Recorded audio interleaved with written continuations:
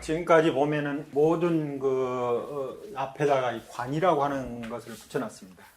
근데 관이라고 하는 것을 이야기할 때 우리가 지라고 하면은 마음이 다른 데로 산란 데서 가는 것을 그쳐가지고 자기가 관하고자 하는, 보고자 하는 것을 주시하는 것을 지라고 그러는데, 이 지의 상대보다 지와 같이 일어나는 것으로서 관이라고 하는 말을 할 때 생멸인연상을 관찰한다라고 하는 말을 했습니다.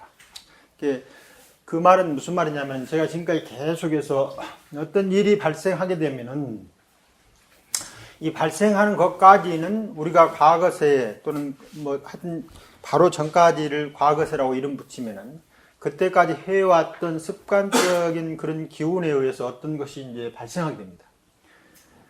근데 이 발생한 것에 대해서 작용할 때 탐심이나 진심으로 작용할 수가 있고, 아니면 그냥 이것이 발생했다 사라지는데 이 특징이 무엇인지를 모르고, 탐심도 진심도 발생하지는 않았지만은 그것이 무엇인지를 모르고 어떤 사건이 발생했다 사라지는 것으로 세 가지로 작용하게 됩니다. 그래서 탐심이나 진심으로 발생하거든, 아니면 치심으로 발생하게 되는데, 여기에서 이 사건이 무엇인지를 모르지만은 전에 욕심나는 일들이 발생했는데 마음 집중을 쭉 하고 보니까 그것이 다시 나한테 욕심을 발생시키지 않는 쪽으로 작용을 할 수가 있어요.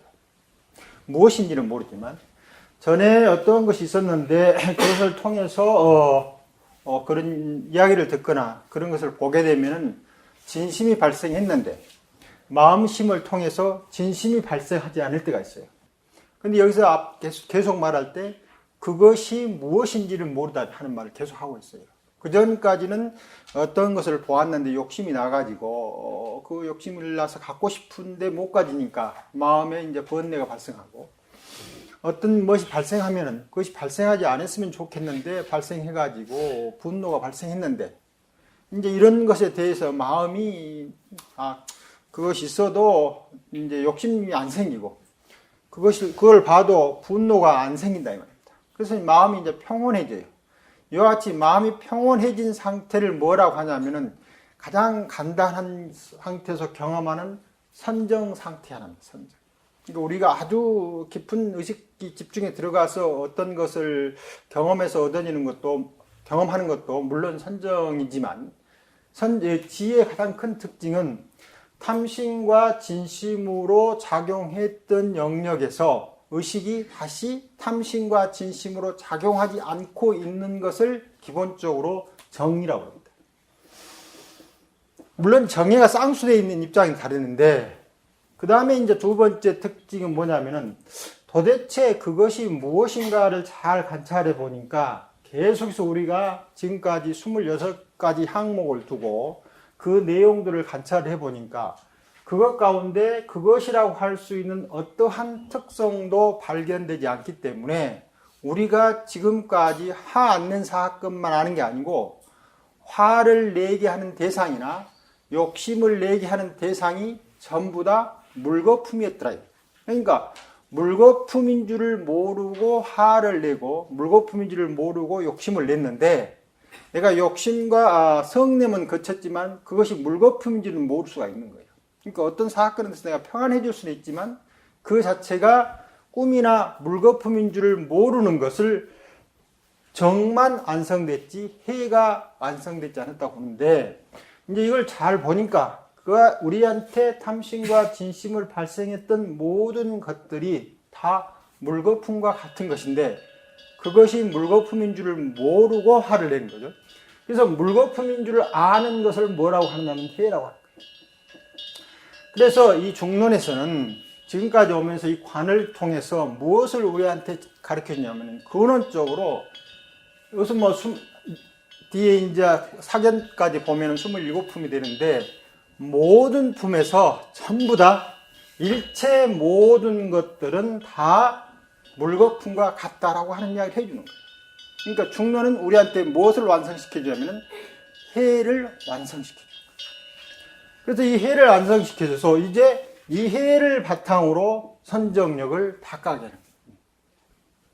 물론 이것이 물거품과 같다 하더라도 구생기 번뇌가 있으니까 자기도 모르는 가운데 탐심이나 진심이 발생하지만 그러한 순간에 무엇을 탁 떠오르냐면은 바로 일체 모든 것은 인연에 의해서 지어진 물거품에 지나지 않다라고 보는 건데, 이걸 다스리는 것을 뭐라고 하냐면 불교에서 연기관이라고 해요. 그래서 지금까지 종론에서 이야기하고 있는 모든 수행법의 가장 특징은 연기관을 하고 있는 거예요. 이 연기관은 영수시대까지 그 이유도 마찬가지지만 지혜가 없는 사람들이 지혜를 닦는 방법이에요. 그래서 불교의 지혜라고 하는 것은 어떤 것이냐면은 뭘 많이 하는 것이 아니라 아는 자나 알려진 대상 모두가 다 물거품 같다라고 보는 것인데, 그 이유는 모든 것이 인연에 의해서 잠시 거품처럼 일어났다 사라진다라고 볼 수 있는 힘을 의미한다. 반대로 이제 욕심이 많은 사람은 어떤 수행을 하느냐 하면은 부정관. 그래서 이 부정관 하면은 전에 한 분에서 전혀 안 시키는 그런 스님도 계셨는데, 이제 자칫 하면은 시대적 부정, 온갖 시대가 전혀 그렇게 해서 한 개인이 봤을 때 그 안에도 이 시대적 부정에 의해서 마음이 편안하지 않는데, 거기다 이제 부정가를 시켜놓으면은 개인적인 그 허무적 상황에 맞닥뜨려가지고 오히려 좋지 않는 결과가 나온다 해서 전혀 시키지 않는 분도 있는데, 개인 성향으로 봐서 욕심이 많은 분들은 부정가를 하는 거예요. 부정가 중에서 예를 백골관 같은 걸 하는데, 우리한테는 이제 그런 그 풍습이 없지만 인도 같은 데나 옛날 같은 데 보면은 이 시체를 그냥 어떤 화장도 안 하고 버려놓은 것 같은 데가 있었던 모양입니다. 그러면 거기 가서 그 시체가 죽고 난 이후에 썩어져서 문드러져서 흙까지 가는 과정들을 생생하게 볼 수가 있어요. 그래서 그 밖에 놓여져 있는, 물론 사람 아니더라도 다른 시체라도 가능하겠죠. 그런 여러 가지 과정들을 처음부터 쫙 보는 거예요. 그 사진 필름에 보듯이 보아가지고 눈을 감고 그것을 영상으로 재현하는 거예요. 계속. 그러한 것을 뭐라고 하냐면 부정관이에요. 부정관 중에 하나가 이제 백골관이죠. 그 다음에 이제 치심이 많은 사람은 자비관을 했죠. 치심이 아니고 진심이 많은 사람. 자비관 수행법은 전에 한번 말씀드렸듯이 지금 우리하고 같이 함께하는 사람들은 물론이거니와 보이지 않는 거기에는 이제 목신이라고 나옵니다. 나무신이라고 나오는데, 그 나무신의 마음까지도 진정시켜서 함께 수행하는 터전을 만들게 돼요. 그래서 이 자비관이 나오게 된 배경을 보면은 우리가 예를 들면 천도제를 한다든가 산에 가서 산신제를 지낸다든가 하는 그런 의미체계하고 비슷한 이야기가 다 나오는 거예요. 그래서 나무에도 나무 자체도 하나의 생명이지만 나무를 의지해서 보이지 않는 많은 생명들이 그 속에 있다라고 보고 있는 거예요. 그래서 그 밑에서 수행하는 사람들과 그 보이지 않는 그런 어떤 그 생명체들이 서로 교류가 잘 이루어지지 않아서 그 장소가 아주 이상하게 돼요. 그래서 이 자비관을 염하면서 그런 것이 싹 없어지는 거죠. 그래서 여기서 말하는 관이라고 하는 것은 근원적으로 탐심과 진심을 제거하는, 물론 나중에 하면 다 없어지겠지만 더 근원적으로는 즉 내가 욕심내고 성내고 있는데 그것이 무엇이며 그 성내고 있는 주체는 무엇인가라고 하는 것을 잘 살펴보니까 그 모든 것이 다 꿈과 같다. 그렇게 보도록 하니, 여기서 이제 공이죠. 일체 자성이 다 비어 있어가지고 공과 같다라고 보는 것이 12인연에서 말할 때 관이라고 하는 의미입니다. 그래서 모든 것이 꿈과 같고 물과 같다. 그러면 유의법은 꿈과 같고 물거품 같다 할지라도 무위법 있지 않느냐, 무위법. 이 무위법이라고 하는 것은 그러면 그 자체를 우리가 꿈과 같다고 할 수 있겠느냐 하는데, 무위법이야말로 정말 이제 꿈과 같은 거예요. 여러분, 무위법이라 하니까 굉장한 법이 있는 것처럼 보이는데, 무위법 중에서 제일 첫 번째가 허공이에요. 허공. 여러분, 허공이 실체가 있다고 생각합니까? 허공이 자성이 있다고 생각하지 한 사람이 없잖아요. 허공은 우리가 보이는 사물이 없는 곳을 허공이라고 하고 있는 거죠. 물론 그것이 이제 교파에 따라서 약간의 정의상 차이는 있긴 합니다만은 기본적으로는 아무것도 없는 거예요. 그러니까 무이라고 하는 것 자체가 허공이 하나 들어가 있는데, 허공이야말로 우리가 생각한 어떠한 물질이나 사건이 전혀 존재하지 않는 것이기 때문에 그 자체로 방금처럼 있다 없다라고 하는 말 자체를 아예 떠나 있는 상태죠. 그 다음에 택멸무이라고 했어요. 이것은 구사론 쪽에서 이야기하고 있는 건데, 택멸무이라고 하는 게 있는데, 이 택멸무이라고 하는 것은 어떤 거냐면은 방금 말했던 대로 이렇게 어떤 사건이 발생하면은 우리 감각기관을 통해서 의식을 깨우게 되는 거죠.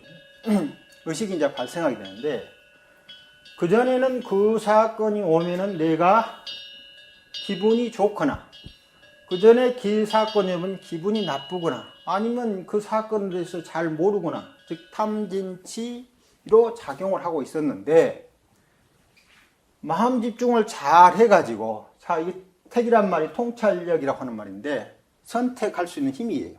그러니까 내가 그 대상에 휩쓸려 가면은 스스로 주체적으로 선택할 수 있는 힘이 없는 거죠. 주체적으로 대상을 바라볼 수 있는 힘이 있을 때를 뭐라 하냐면 택이라고 그러는데, 이 통찰력을 갖고 있는 사람이 나한테 욕심나는 물건이 탁 오는데 부처님의 교법을 잘 듣고 그것이 꿈과 같은 것인 줄 잘 알면서 이것이 나한테 욕심나게 하는 행위가 발생하지 않는 거예요. 두 번째, 어떤 것이 왔는데 나를 비난하는 소리가 들렸는 거예요. 그전에는 그것이 비난하는 소리라고 생각하고 나도 존재하고 비난하는 소리가 있다고 생각했는데, 그걸 잘 알아가지고 그 소리를 들어도 내가 마음 가운데 분노심이 전혀 발생하지 않게 되는 거예요. 그러니까 택멸했어요. 선택적으로 통찰력을 가지고 나에게 욕심나는 사건을 주체적으로 소멸시키는 거예요. 그 다음에 나에게 분노를 일으키는 사건을 주체적으로 소멸시키는 거예요. 그 다음에 나한테 나라고 생각되는 그런 것을 주체적으로 소멸시켜가지고 그 다음에 탐심, 진심, 치심이라고 하는 것이 발생하지 않기 때문에 다 소멸되어 버려요. 그러니까 그것은 뭐하고 똑같으냐면은 허공이 아무런 물체가 없듯이 내 마음 가운데 탐심과 진심과 치심이 다 작용하지 않고 있는 상태를 말한다는 겁니다. 그러니까 그것을 무엇이라고 할 수가 없어요. 통찰에서 소멸된 상태일 뿐이지 이것이 만들어진 어떠한 것이 아니다. 그래서 이것을 무의라고 부르는 거예요. 그 다음에 이제 비택멸무의라고 하는 것이 있는데, 이 상태에서 이제 어떤 사람들이 전 대중을 대고 욕심나는 소리를 했는데, 어떤 대중은 자기가 지금 다른 데로 가 있어요. 그러면 그 욕심나게 하는 어떤 무엇을 하고 있는데 그 소리가 귀에 들어오긴 했어도 자기한테 욕심을 발생시키지 않고 사라져가고 있는 거죠. 또 어떤 사람이 이 앞에 와서 여러 대중심들을 넣고 성나게 하는 막 소리를 하고 있는데, 어떤 분은 생각이 지금 다른 데 가가 있어가지고 그 성나게 하는 것이 내 귀에 들려오긴 했는데 나한테 성나게 작용하지 않는 거예요. 그러니까 다른 사람으로 봤으면 그것이 성나거나 욕심나거나 어리석은 마음을 발생시키는 어떤 사건이 여기에서 발생했는데, 어떤 사람은 그 사건 가운데 있으면서 이것이 마치 일어나지 않는 것처럼 놓여있는 상태가 있는 거예요. 그러니까 나한테는 아무런 사건이 발생하지 않았다는 겁니다. 내가 선택을 해서 의식을 집중시켜가지고 그 사건을 소멸시키는 게 아니고 저절로 소멸된 상태예요. 그러니까 여기에도 마찬가지로 어떠한 것도 발생돼 있지 않는 거예요. 이러한 것을 무의라고 합니다. 그러니까 아예 거기에는 버큰 같은 것 자체도 일어나거나 소멸된 상태가 아니어버려요. 일어나더라도 그것이 우리한테 무슨 사건으로서 작용하지 않게 만들어준다. 그래서 무의도 마찬가지로 무엇이 있다 없다라고 할 수 있는 어떤 사건도 전혀 있지 않는 거예요. 그래서 일체 모든 것들이 유의무의를 다 통해서 근본 자성이 다 공한 것으로 보는 연기관을 하고 있는 것이 뭐냐면 중론의 중관이에요. 그래서 중론의 모든 이야기들은 전부 다 그러한게 학습된 것을 통해서 내적으로 스스로 연기관을 익히고 이 연기관법을 통해 가지고 해를 개발시킵니다. 지혜를 개발시킵니다. 그래서 어제 말한 정해탈과 해향, 정향, 해탈 향할 때 해탈은 정해탈이고 그 다음에 해탈, 직연, 향하면 해해탈입니다. 그래서 정해탈과 해해탈을 완성시킬 수 있다. 그런데 이 가운데 어떤 하나가 부족하면은 문제가 발생해요. 예를 들면은 여기 와서 있는 사건이 나한테 와서 아무런 마음의 동요를 일으키지 않는 선정력을 갖고 있는데 그렇게 하는 상태 그것이 무엇이다. 즉 자성이 공한 것을 알지 못한 선정적 해탈이 있을 수가 있는 거예요. 그런 식으로 선정을 닦은 사람을 뭐라고 하냐면 수정주의라고 그렇게 이야기를 합니다. 이때가 되면은 대체적으로 경험 영역에서 경험되어진 그 의식 영역이 변화가 없어요. 그래서 마치 이제 물론 불교 교파 중에서도 마음이라고 하는 것이 아주 거울처럼 청정하고 있어가지고 밖에 대상이 와서 비치다가 소멸될 뿐이다 라고 말하는 교파가 있어요. 이것을 뭐라고 하냐면 무형상 지식론이라고. 이건 물론 중론 훨씬 뒤에 일어난 사건인데 교파들인데 무형상 지식론이라고 합니다. 우리 뭐 자성청정심 하던 그런 말하고 비슷해요. 무형상 지식론이라 가지고 마음 가운데는 아무런 일체 형상이 없다. 아주 순수한 거울같이 있는데 밖에 대상이 와서 비춰지고 소멸될 뿐이다 라고 말을 하는데 이렇게 하면은 약간의 뭐가 똑같냐면 물론 이것은 이제 유물로서 말하는 것은 마음이 주체적으로 보는 게 아니라 물질이 마음에 반영돼서 그때 마음이 발생해서 무엇인가 알아차린다고 해서 먼저 물질이 이론적 입장이기 때문에 좀 다르긴 합니다만 상당히 그런 요소와 비슷해요. 그래가지고 마음이라고 하는 것은 순수 청정해서 일체의 허물이 없다. 허물이 아니라 그 안에 어떤 형상도 존재하지 않는다. 이렇게 말하는데 이것은 실제로 중간론적 성향이 굉장히 강해요. 마음이 일체 자성이 없다니까요. 그 다음에 뒤에 이제 유형상 지식론이라고 있어요. 그래서 마음이 이미 자기가 만들어낼 형상을 가지고 있다라고 이야기를 하고 있습니다. 이것은 이제 유식론 측면이 강한데 뒤에 합쳐서 이런 유식과 중간이 서로 합쳐져 가지고 뭐 중간 유식파, 유식 중간파 이렇게 가지고 유식을 더 이야기하면서 중간적 성향이 있고 중간을 더 이야기하면서 유식적 성향이 있어 가지고 막 서로 한 7, 8세기 되면은 이렇게 섞어지게 되는데 이 둘 다 기본적으로 뭐냐면은 유형상 지식론이라고 할지라도 아까 말한 탐진치 삼독이 안 되면 마음이 주체적 상황이 아니라는 것은 불교에서 말할 때 불교는 유심론이라고 말할 때 유심이라고 하는 이 마음이라고 하는 근원적 어떤 것이 있어서 그것이 세상을 만들어낸다 이렇게 생각하면 안 되는 겁니다. 또 혹시 여기에서 말하는 그 물질이라고 하는 말을 할지라도 불교에서 말할 때 그것도 마찬가지로 물질이 주체가 돼서 무엇을 만들어낸다 이렇게 하는 게 아니에요. 연기라고 하는 말은 이미 그 가운데 마음도 주체적 자아로 존립할 수 있는 근거가 부처님이 나와서 설법하는 순간부터 해체되어 버렸어요. 그러니까 일체 어떠한 것도 그 자체가 연기라고 하는 장 속에서 주체적으로 주도적으로 그 사건을 만들어내는 어떤 기체가 소멸되어 버려요.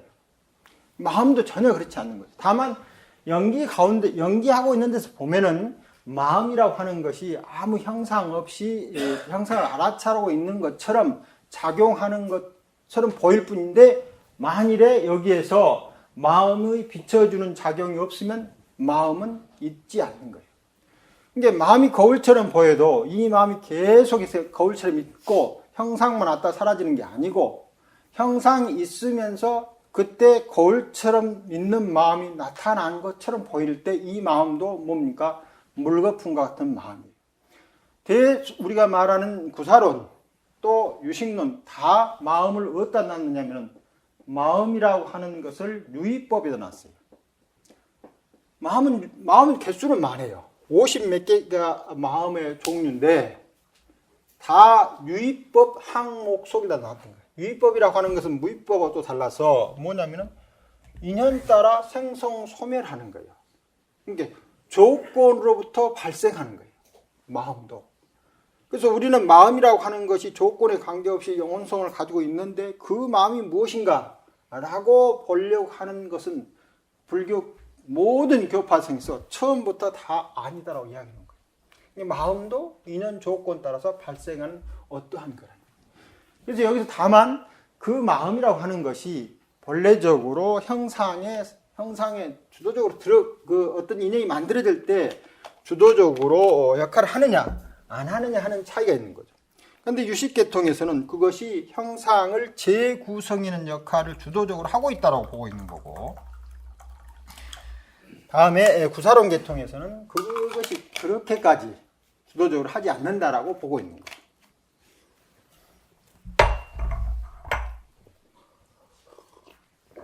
그러나 조건이 사라지면 마음이라고 하는 것도 사라지는 거예요.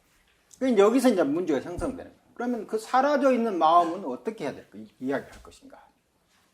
그때 구사론 계통에서는 현생적으로 발생하는 인연 조건의 마음은 인연으로서 발생된 마음이고, 그 인연을 발생하게 하는 어떠한 것으로서 마음이라고 하는 것이 그 근저에 있어야 될 것이 않느냐 하는 이야기를 하고 있는 거예요.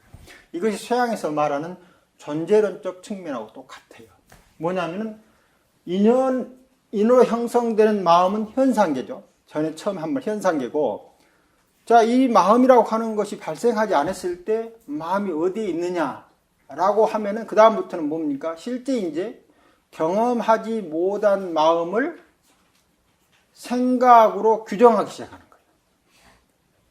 이제 그렇게 해서 규정된 마음을 뭐라고 하냐면 구사론에서 75가지 근원법이 있다라고 이야기해서 이걸 법체라고 해요. 그러니까 현상하는 마음이 사라졌으니까 인연이니까 그것이 인연이 해체돼도 마음이 남아있는 것을 누구라도 보고 있으면은 그것이 기체다라고 말할 수가 있는 거예요. 근데 마음도 유의법이니까 인연이 있을 때는 마음이 있는 것처럼 작용하는데 인연이 사라지면은 마음이 없어지는 거죠. 그때 마음이 어디에 있는가 하면은 마음이 미래의 영역에 머물러 있다라고 보는 거예요. 그러다가 다시 인연이 있을 때 현재의 영역으로 나면서 다시 이것이 과거의 영역으로 사라져 간다라고 이렇게 보고 있는 거예요. 근데 일견 보면은 이것은 잘 맞지 않는 말이고 오늘날에도 저런 식의 이야기는 잘 맞지 않습니다. 그런데 실제 우리 중생이 살면은 저것이 너무나 잘 맞습니다. 왜 잘 맞느냐면은 과거에 우리가 욕심을 낸 거예요. 그러면 욕심내는 마음, 지금 욕심내는 마음, 이것도 마음의 한 종류예요. 욕심내는 마음, 즉 탐심이 있었는데 마음에 보면은 시망, 심소해가지고 다 하나의 자기 주체를 가지고 있어요. 시망도 주체를 가지고 있고 마음과 더불어 같이 일어나니까 마음 소유법이라고 하는데 그것도 하나의 항목으로 자기 주체를 가지고 있어요. 욕심내는 마음도.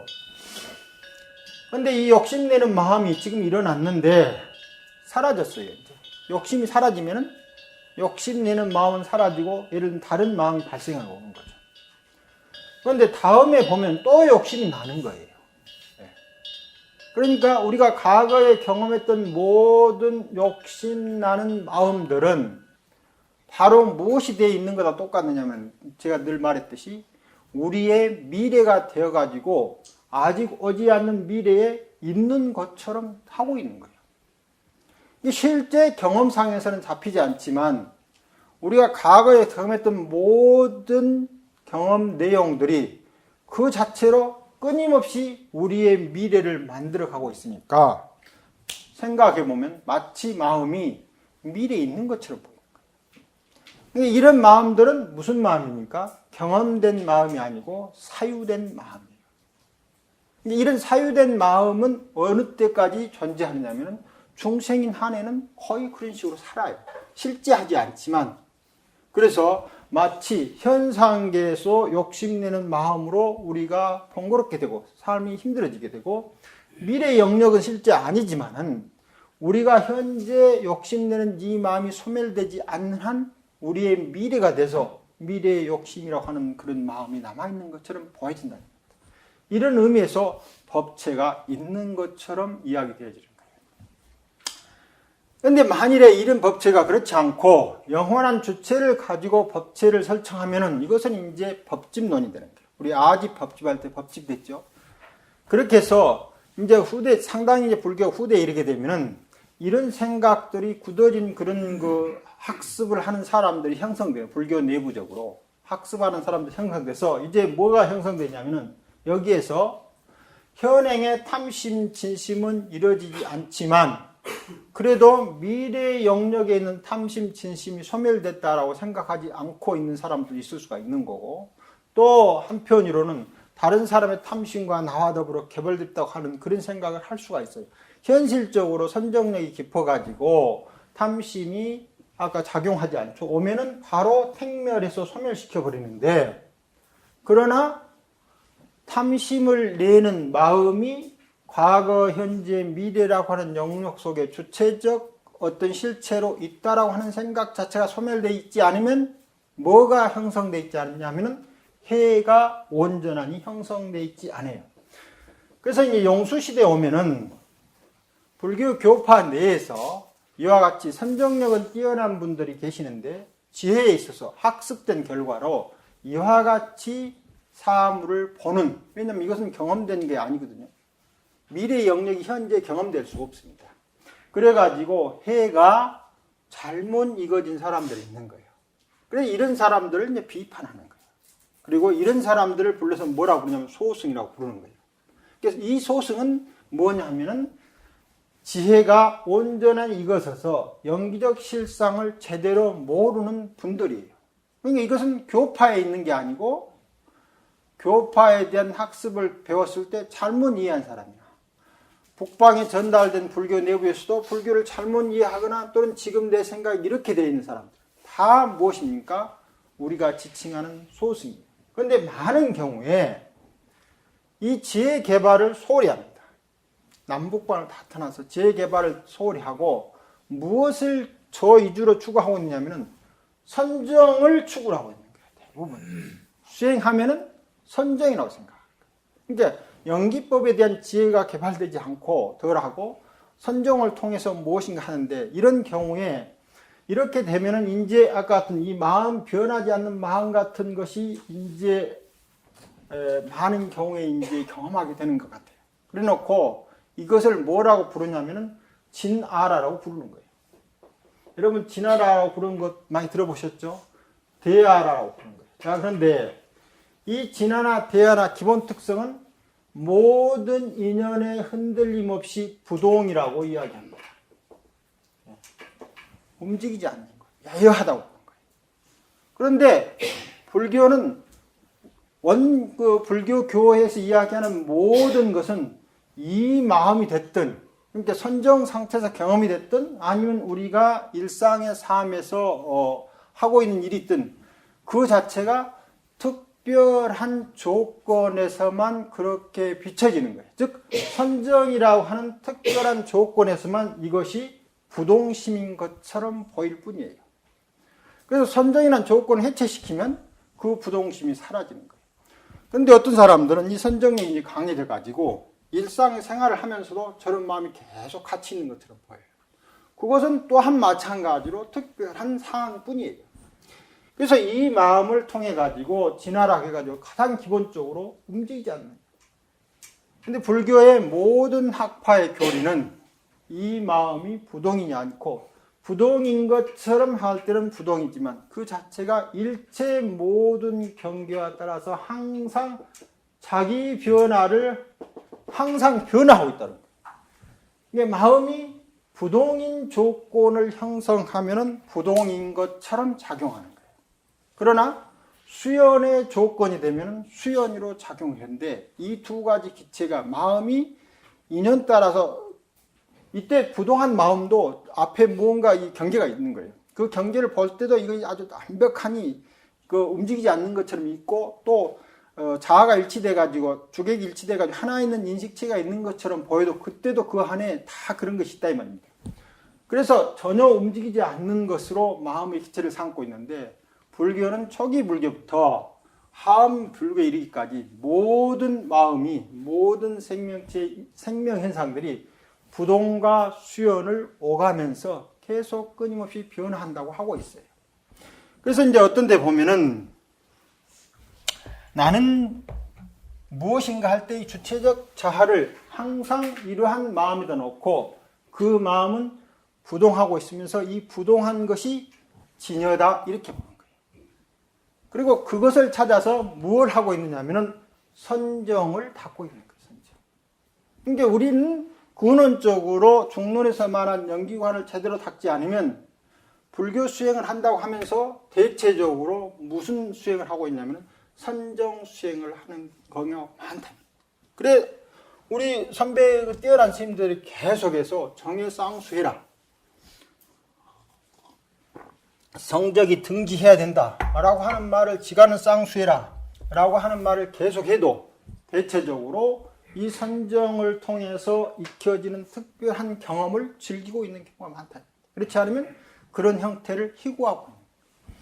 이것은 정해탈은 이루어지는 게 근원적인 해탈이 이루어지지 않아요.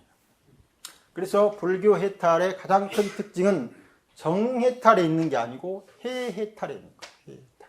그래서 중론에서 말하는 이와 같은 관이라고 붙여진 모든 이건 불교파뿐 아니라 불교 예부파까지 합쳐가지고 당시 영수가 봤을 때 인도의 종교 사상의 모든 측면에서 근원적 자성, 이 부동이 이제 자성이 되는 거예요. 그래서 진여라고 하는데 진여라고 하는 것 자체가 불교 교리에는 초반부터 화엄에 이르기까지 다 수연한다고 했는데 수연이라고 하는 것은 경계에 따라서 계속 끊임없이 변하고 있다는 말이거든요. 마음이 경계 밖에 있다라고 말하면 이것은 부동이라고 말할 수 있는데 경계에 따라서 같이 변하면서 그것이 인연을 만드는데 경계 따로 마음 따로 애초부터 나눌 수가 없어요. 그러니까 부동하고 있을 때는 부동 그 자체로 하나의 생명이고 수연하면 변화 그 자체로 하나의 생명 활동인데 이 가운데서 마음을 딱 띄어내가지고 대상에서 서쳐서 마음을 딱 띄어내가지고 마음이다라고 마음만으로 존재한 어떠한 것도 이 세상에는 아무도 없다. 그것은 불교의 수행 내용에서 아주 뛰어난 수행을 했던 사람들, 어른들이 다 해는 말들이고 불교의 많은 경론에서 다 하고 있는 말들이에요. 이게 스스로가 이해 수행에 대한 내용을 잘 충실하지 않고 마치 진여라고 하는 것에 부동심을 통해서 물론 이 수행이 깊어지면은 부동심이 형성돼요. 그때 이 부동심은 무슨 부동심이냐면 탐심과 진심의 대상에 대해서 일체 움직이지 않는 마음이죠. 물론 아주 그 수행이 상당히 깊어져서 구생기에서 발생하는 탐심, 진심까지도 다 이제 소멸시켜가는 과정에서 부동심이 일어나긴 하는데 이때의 부동심은 선정의 특별한 조건에서 마음이 움직이지 않고 있는 것처럼 보여지는 어떤 상태라. 그 상태가 해탈의 상태가 아니다. 예, 이와 같이 우리 수행에 있어서 정해탈과 해해탈의 중요성이라고 하는 것은 계속해서 이야기를 하고 있는데 우리가 자칫 잘못하면 이와 같이 마음이라고 하는 것이 대상을 떠나서 그 자체로 대상은 끊임없이 무상한 변화지만은 마음은 변하지 않는 것처럼 생각하고 있고 그 마음을 찾는 식으로 선정을 닦으면은 출발부터가 선정적 해탈, 즉 흔히 말하는 선정주의적 참선을 하고 있는 경우가 많다. 이제 그렇게 하면은 이제 원효 스님이 신론 교파를 하면서 모든 사람들이, 일반 사람들이나 수행자들이 무엇으로 힘을 삼고 있느냐. 이게 살다 보면은 저도 제가 살아온 과정들을 속에다가 다 긍정해 놓고 대체적으로 그렇게 이야기를 하는 거죠. 또 다른 분들은 다른 삶을 살아오면서 자기 이야기를 하는 거죠. 그러니까 이것이 사는 것이다 라고 말을 하려면 대체적으로 자기가 살아온 과정이 은연중에 다 긍정되는 거예요. 예를 들면 참선을 주시로 하면은 이야기들이 기본 흐름에 들어옴이 참선 중심이 돼버리고, 또 교학을 한다 하면은 또 교학 그렇게 중심이 되고, 또 이 둘을 비슷하면은 또 이렇게 해야 된다고 하는 거예요. 그래서 어떠한 것이 이거 수행 형태로 옳다라고 말할 수는 없죠. 다만 참선하신 분은 참선을 통해서 정과해 해탈이 이루어지면 그것이 옳은 거고, 그 다음에 교학하는 분들도 교학을 통해서 정해탈과 해해탈이 이루어지면 좋은 거고, 또 양쪽을 적당히 골라서 하더라도 그 두 개가 이루어져요. 결과는 정해탈과 해해탈이 있느냐 없느냐 가지고 이야기를 할 수가 있는 것이지 어떤 길로 살아왔느냐라고 말하기는 어려워진 거죠. 그러나 방금 말한 대로 다 자기 살아온 과정을 가지고 그걸 힘이 삼는 거예요. 그래서 이제 특히 이제 그 원효 스님도 당시에 아라한이라고 하는 분들은 무엇으로 가지고 힘을 삼냐고 했을 때 선정력을 가지고 힘을 삼는 사람들을 이렇게 부르는 거예요. 여러분들이 만일에 자선 수행하면서 그 사물의 궁극적인 자성이 무엇인가 하는 것을 명확히 보지 못하고, 인연에 의해서 마음이라고 하는 것도 마음처럼 있다고 하는 것을 보지 못하고, 마음이라고 하는 구체적 실상을 찾아서 가게 되면은 무슨 수행을 하고 있느냐 하면은 대승이라고 하는 불교 속에 있으면서 실제로는 아라한 수행을 하고 있는 거예요. 원효 스님의 교판을 가지고 이야기합니다. 그런데 올바른 불교 수행을 제대로 한 아라한은 이렇게 되는 게 아니죠. 왜냐하면 그분들은 연기법을 충분히 숙달해가지고 일체가 무자성인 것을 잘 안내요. 예를 들면 용수라고 하는 분이 교판, 불교가 이제 형성될 때 초기 불교 이후로 용수 시기가 되면 교파들이 굉장히 많습니다. 그런데 이 중에 이제 대승 불교가 일어나는 교파가 대중부라고 하는 파에서 일어났을 것이다, 아니면 전혀 새로운 불교 운동일 것이다 하는 학설이 두 가지가 있는데, 뭐 어떤 것인지를 알 수 없지만 이 용수가 속에 있던 이 교파도 부처님 시대부터 쭉 부처님의 교법을 가지고 공부해왔던 불교의 교파 중에 하나거든요. 그러니까 전 불교적으로 보면은, 여기에 이제 대소승이라고 하는 말을 남긴 하지만 전 불교적으로 보면은 올바르게 선정과 지혜를 잘 닦고 온 교파들이 계속 있었던 거고, 여기서 비판받고 있는 다른 교파 내부적으로도 또한 이런 분들도 계셨을 거다. 왜냐하면은 그런 것들이 제대로 돼 있지 않으면 이런 교파들이 점점 소멸돼 가는 거예요. 그래서 이제 BC 한 6, 700년 그 중국의 현장 법사가 중국에 갔을 때 크게 남아있는 교파가 네 교파예요. 하나는 설일체유부하고 경량부하고 중간학부하고 유식부, 이 네 파가 크게 남아있고, 이제는 한 20부파 있었거든요. 부파가 한 20부파 있었는데 나머지 부파들은 다 뭐 있는 데 없는 사라지는 거죠. 그것은 뭔가 내부적으로, 불교 내부적으로 선정과 지혜가 충실히 잘 갖춰주지 않는 교파들은 사라져가는 거죠.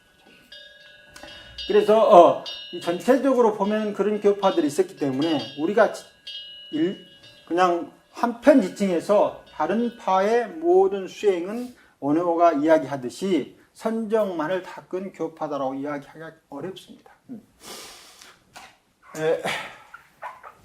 뭐 해해탈과 정해탈 이야기하면서 지금 한참 지나버렸는데, 이제 그렇게 하면은 이 12인연이라고 하는 것이 한편으로 보면 중생의 삶의 흐름이지만 한편으로 보면은 중생으로부터 부처에 이르는 과정이 있거든요. 왜냐하면 생노사부터 시작해서 무명이 해체되면은 불이 되는 거고, 무명부터 생노사가 연속되면은 뭐가 됩니까? 중생이 되는 거예요. 그래서 나는 이 중생인가를 보는 것도 12인연이고, 어떻게 하면 중생으로부터 불이 될 것인가를 잘 보는 것도 12인연이에요. 그래서 중생이 되는 과정을 살피는 것을 순관이라고 합니다. 순관. 중생의 흐름에 따르는 것이죠.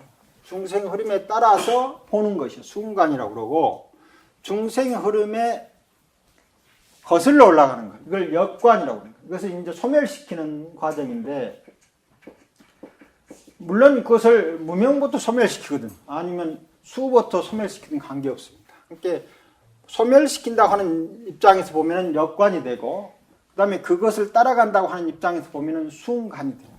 그러나 근원적으로 우리 중생이라고 하는 것은 무명이 작용이 있는 것이 중생인데, 방금 말한 대로 무명의 가장 큰 특징은 해가 완성되지 않는 거예요.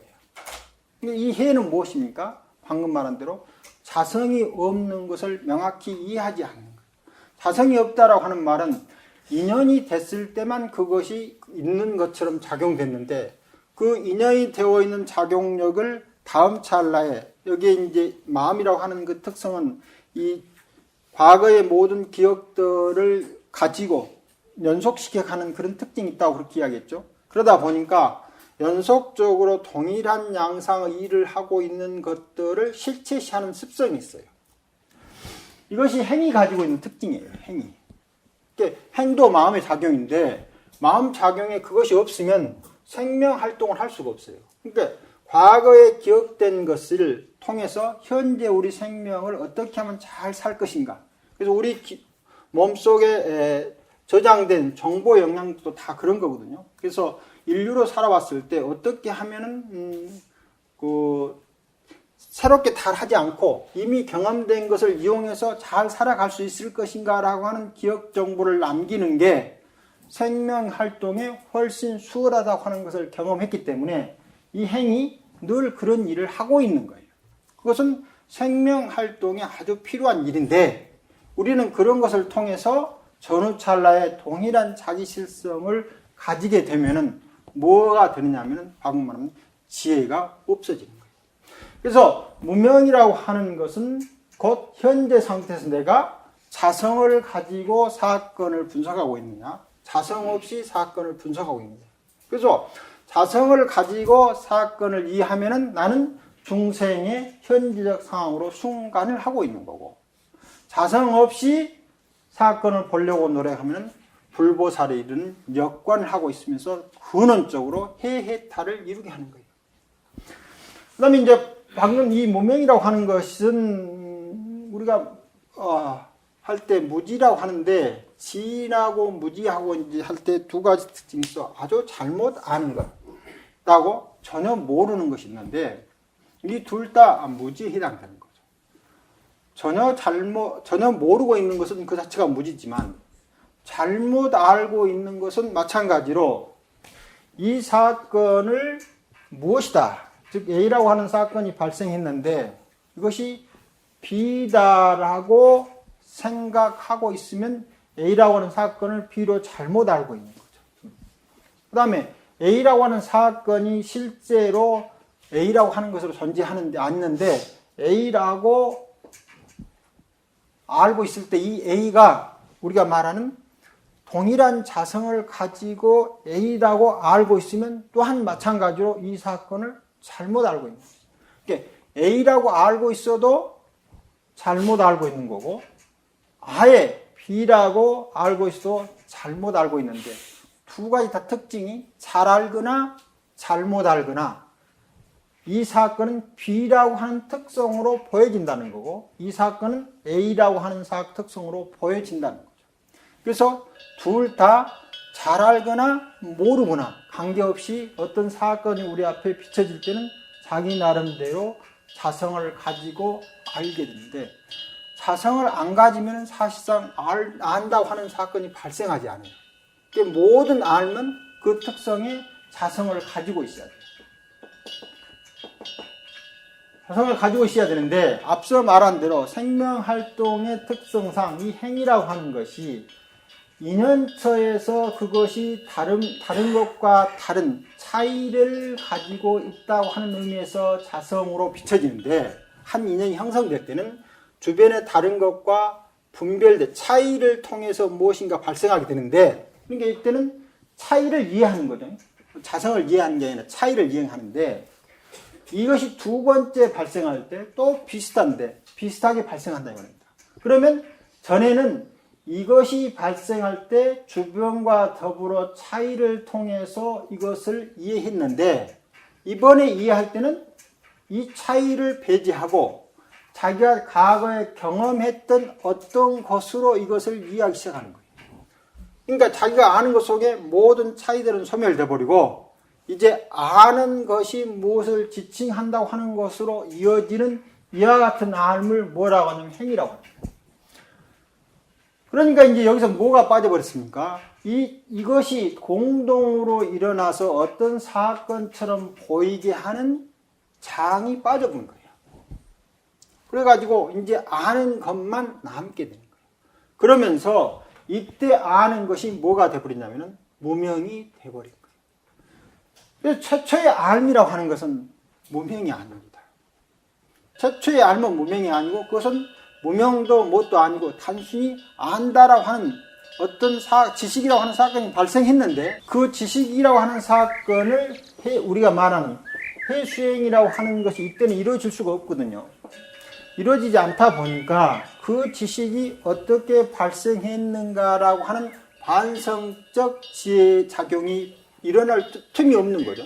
틈이 없어가지고 이제 그것은 무엇이다라고 습관적으로 두 찰나에 걸쳐서 동일한 알무로 연속시켜가는 흐름, 신구의 삼업의 행이 발생하면은 전 찰나의 모든 암들이 무엇으로 화해버리냐면 무명으로 화해버린다. 그러니까 최초에 무명이 있어서 우리를 잘못 알게 하는 게 아니고, 최초에는 무명 아닌 것도 없어요. 그런데 그 생명활동을 이해하기 위해서는 안다라고 하는 사건이 인연처에서 자기 차이로 드러나게 되는데, 이 차이를 인식하는 방법에 대한 반성적 암이 발생하지 않는 순간 모든 암들이 무명이 돼버리는 거예요. 그러다 보니까 최초의 암 자체가 이미 무명이 돼버렸던 거예요. 쉬었다가 계속 하겠습니다.